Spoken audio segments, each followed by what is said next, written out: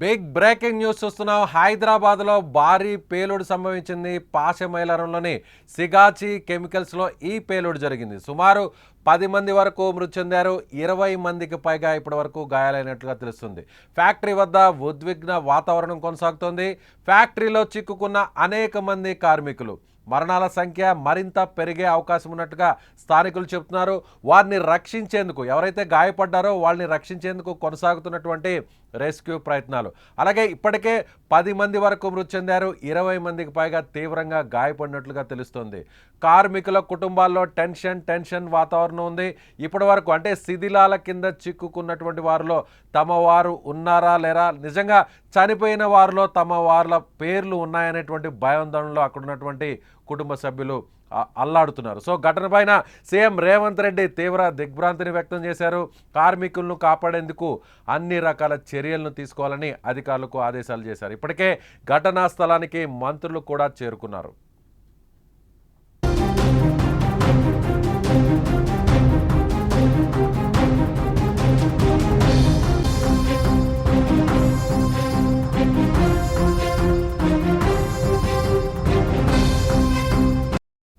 సంగారెడ్డి జిల్లా Pashamylaram industrial సైజులోని Sigachi chemical ఫ్యాక్టరీలో ప్రమాదం పెను విధ్వంసాన్ని సృష్టించింది. మృతుల సంఖ్య భారీగా పెరుగుతోంది. ఇప్పటికే సుమారు 10 మంది చనిపోయినట్లు అనధికారికంగా తెలుస్తున్న ఈ సంఖ్య మరింత పెరిగే అవకాశాలు కనిపిస్తున్నాయి. రియాక్టర్ భారీగా పేలడంతో మంటలు ఒక్కసారిగా ఎగిసిపడ్డాయి. అదేవిధంగా ఈ మంటల దాటికి, ఈ పేలుడు దాటికి అక్కడున్నటువంటి షెడ్ కూడా కూలినట్టుగా తెలుస్తుంది. అయితే ఈ షెడ్డు కింద చాలామంది ఇప్పటికీ గాయపడినటువంటి వారు ఉన్నారు. ఎంతమంది చనిపోయిన వారు ఉన్నారో కూడా తెలియనటువంటి పరిస్థితి. సో ప్రాణ నష్టం భారీగా జరిగినట్లుగా అంచనా వేస్తున్నారు. కార్మికులు మంటల్లో చిక్కుకొని సజీవ దహనమయ్యారు. మరికొంతమంది ఇంకా శిథిలాల కిందే చిక్కుకుపోయారు. వారిని రక్షించేందుకు సహాయక చర్యలు కొనసాగుతున్నాయి. 10ల సంఖ్యలో ఫైర్ ఇంజన్లు స్పాట్కు చేరుకున్నాయి. మంటలను అదుపు చేస్తూ శిథిలాలను తొలగిస్తున్నారు అక్కడ ఉన్నటువంటి రెస్క్యూ టీమ్. అదేవిధంగా క్షతగాత్రులను హాస్పిటల్కు తరలిస్తున్నారు. ఘటనా స్థలానికి కార్మికుల కుటుంబ సభ్యులు పెద్ద సంఖ్యలో చేరుకోవడంతో అక్కడ ఉద్విగ్న వాతావరణం కొనసాగుతోంది. తమ వారి జాడ తెలియక టెన్షన్ పడుతున్నారు. ఇక ఈ ఘటనపై సీఎం రేవంత్ రెడ్డి తీవ్రంగా స్పందించారు. తమ దిగ్భ్రాంతిని వ్యక్తం చేశారు. మృతుల కుటుంబాలకు ప్రగాఢ సానుభూతిని తెలపడంతో పాటు గాయపడిన వారికి మెరుగైన చికిత్సను అందించాలని ఆదేశించారు. శిథిలాల కింద చిక్కుకుపోయిన కార్మికులను రక్షించేందుకు అన్ని రకాల చర్యలు తీసుకోవాలని ఆదేశాలు జారీ చేశారు. సీఎం ఆదేశంతో ఇప్పటికే పలువురు మంత్రులు సంఘటనా స్థలానికి చేరుకున్నారు. సో ప్రస్తుతం అక్కడ చూస్తున్నటువంటి విజువల్స్ ఒకసారి మనం చూస్తే ఒక్కసారిగా అక్కడ భయానక వాతావరణం కొనసాగుతుంది.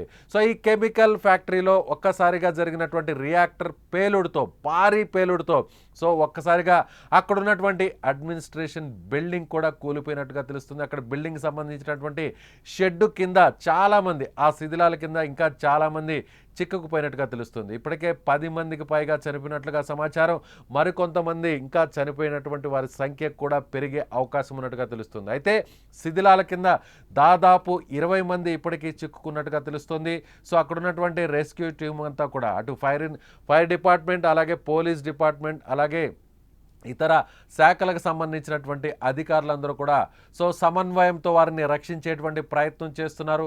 చనిపోయిన వారి సంఖ్య ఇంకా కూడా పెరుగుతోందని అక్కడ ఉన్నటువంటి స్థానికులు చెప్తున్నారు. అయితే కెమికల్ ఫ్యాక్టరీ కావడంతో, సో రియాక్టర్ పేలడంతో అక్కడ కూడా పెద్ద ఎత్తున అక్కడ ఆ కెమికల్కి సంబంధించినటువంటి ముఖ్యంగా అంటే అక్కడ గాల్లో కూడా కలుషితమైనటువంటి వాతావరణం నెలకొన్నట్టుగా తెలుస్తుంది. సో అక్కడ శ్వాస తీసుకోవడం కూడా కష్టంగా ఉంటుంది. సో అక్కడ రెస్క్యూ చేయడానికి వెళ్ళినటువంటి సిబ్బంది కావచ్చు, అలాగే అక్కడ శిథిలాల కింద చిక్కుకుపోయినటువంటి వారు కూడా సో కెమికల్ రియాక్షన్ జరిగితే మరింత మృతుల సంఖ్య పెరిగే అవకాశం ఉంది. వాళ్ళ తీవ్ర అనారోగ్యానికి గురై వాళ్ళకి సంబంధించి కూడా క్షతగాత్రుల సంఖ్యకు సంబంధించి కూడా ఇంకా పెరిగే అవకాశం ఉన్నట్టుగా తెలుస్తుంది. సో శిథిలాల కింద ఇప్పటి వరకు 30 మంది ఉన్నట్టుగా తెలుస్తుంది. ఓవరాల్గా సో ఈ ప్రమాదం జరిగేటువంటి టైంలో దాదాపుగా ఫ్యాక్టరీలో, అలాగే అడ్మినిస్ట్రేషన్ బిల్డింగ్లో 80 మంది వరకు ఉన్నట్టుగా తెలుస్తుంది.